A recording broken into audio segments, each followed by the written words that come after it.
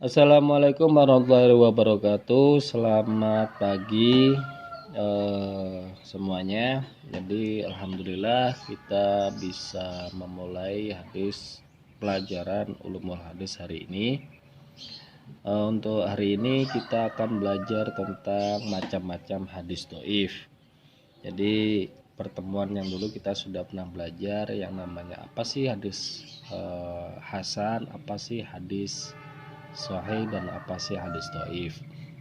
Untuk hari ini kita akan belajar macam-macam hadis dhaif itu 5 dulu. Jadi kita akan mereview ulang atau sedikit flashback untuk mengingat kembali apa sih hadis dhaif itu. Oke, baiklah. Bismillahirrahmanirrahim. Kita belajar tentang kita review ulang tentang hadis dhaif. Kita kembali dulu, apa sih hadis dhaif itu? Hadis dhaif yang kita pelajari adalah yaitu ketika salah satu syarat dari hadis sahih itu tidak terpenuhi. Jadi kita kan kemarin tahu tentang apa syarat-syaratnya, yaitu yang pertama adalah syarat hadis sahih adalah sanadnya yang bersambung. Dan ketika sanadnya tidak bersambung, itu termasuk dengan hadis dhaif.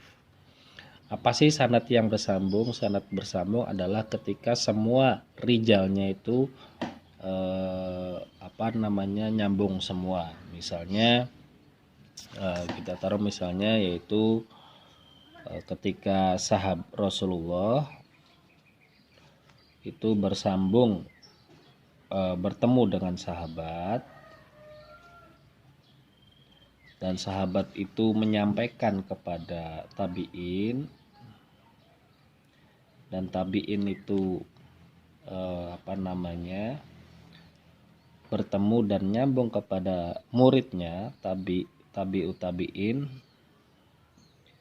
dan selanjutnya bertemu dengan tabi'ut tabi'in, dan yang terakhir adalah rawi yang paling ujung.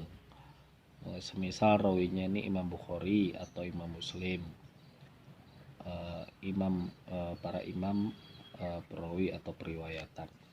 Jadi ketika sanadnya bersambung dari Rasulullah dan nyambung kepada sahabat, terus bertemu dengan tabi'in, bertemu dengan tabi'ut tabi'in, bertemu dengan muridnya tabi'ut tabi'in, dan diriwayatkan oleh rawi atau para imam.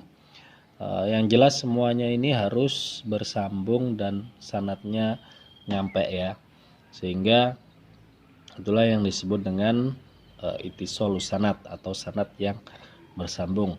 Ketika salah satu ini hilang, misalnya dari sahabat ini hilang, maka itu disebut dengan hadis dhaif. Atau tabi'in yang hilang, itu disebut dengan hadis dhaif, dan seterusnya. Nanti kita akan belajar hari ini kita akan belajar di sanad yang tidak bersambung, macam-macamnya. Beberapa kita ambil sampel aja. Mungkin hari ini kita akan belajar tentang 5 dari hadis dhaif dari jenis yang sanad yang tidak bersambung. Ya. Terus yang kedua adalah tentang rawi yang gak dobit. Apa sih dobit itu? Dobit ialah ketika para perawi tersebut hafalannya nggak kuat, atau hafalannya samar-samar, atau hafalannya ada yang hilang, itu yang disebut dengan dobit. Gimana taunya rawi itu dobit atau enggak? Taunya rawi dobit atau enggak itu ketika yang pertama adalah ketika diuji. Ujian di sini adalah ketika si rawi ini diuji gurunya, atau diuji syekhnya, itu si perawi ini, muridnya ini nggak bisa jawab dengan baik suatu ketika, atau diuji oleh sesama perawi hadis. Suatu ketika Imam Bukhari itu diuji oleh Ahlul Madinah. Jadi diuji oleh 10 orang. Misalnya kita contohkan 3 aja. Nah, ketika diuji oleh 10 orang tersebut, Imam Bukhari ini diuji oleh para aimatul hadis dengan 100 hadis. 100 hadis. Jadi misalnya sanatnya 10 hadis, 10 hadis ya. Di sanatnya di sini. Sedangkan matannya 10-nya di sini. Jadi dibalik-balik antara sanad dan matan. Sanad dan matan ini dibalik-balik, tetapi dengan 10 yang uji. Ini misalnya yang penguji A, B, C, D dan seterusnya. Dan 10 sanad di sini, 10 matan di sini. 10 sanad di sini, 10 matan di sini. Dibolak-balik dan Imam Bukhari mampu menjawab semuanya dengan benar, 100 hadis. Ini menunjukkan bahwasannya hafalannya Imam Bukhari luar biasa. Dan ada salah satu imam, saya juga lupa, beliau hafal sampai 200.000 hadis. Bahkan mengatakan kalau misalnya ada hadis lain yang ada selain dari selain dari 200.000 ini, maka saya juga ingin menghafalnya. Begitulah para kehebatan para imam hadis, sehingga ujian ini salah satu untuk mengetahui dobit atau enggaknya, yaitu dengan diuji.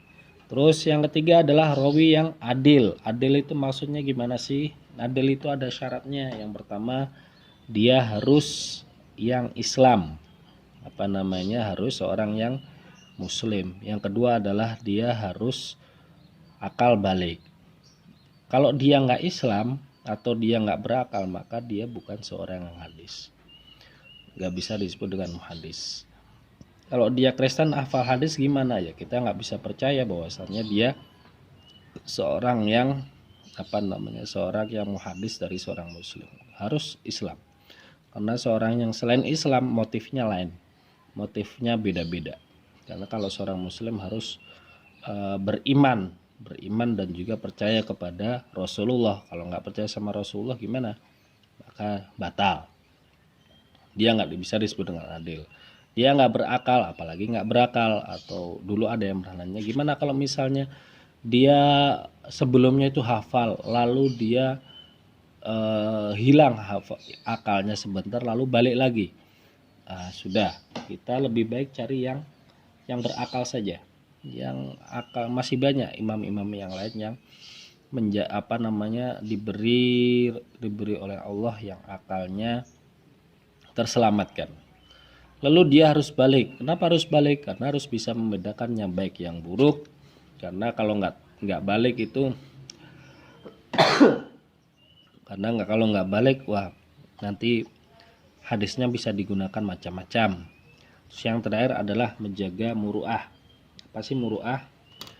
Muru'ah itu Muru'ah itu adalah ketika orang itu harus menjaga sikapnya dari hal-hal yang kurang baik. Misalnya orang ini seorang muhadis tapi kerjaannya nongkrong terus atau ngopi terus, nggak tahu waktu dan seterusnya.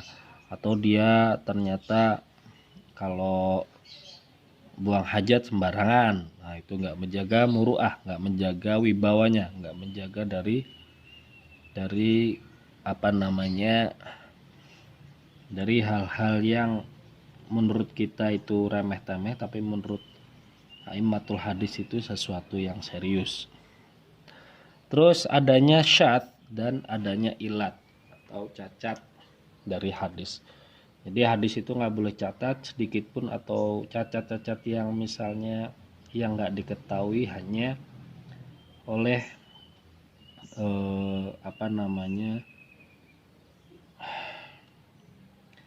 oleh aimatul hadis saja. Jadi dua hal ini memang sesuatu yang agak sulit untuk dijabarkan kecuali yang diketahui oleh para aimatul hadis. Jadi cacat misalnya ada yang seharusnya ini bertemu, ternyata nggak ketemu imam hadisnya. kelihatannya ini berguru ternyata tidak pernah berguru dan seterusnya. Nah, ini hal-hal yang yang sangat detail.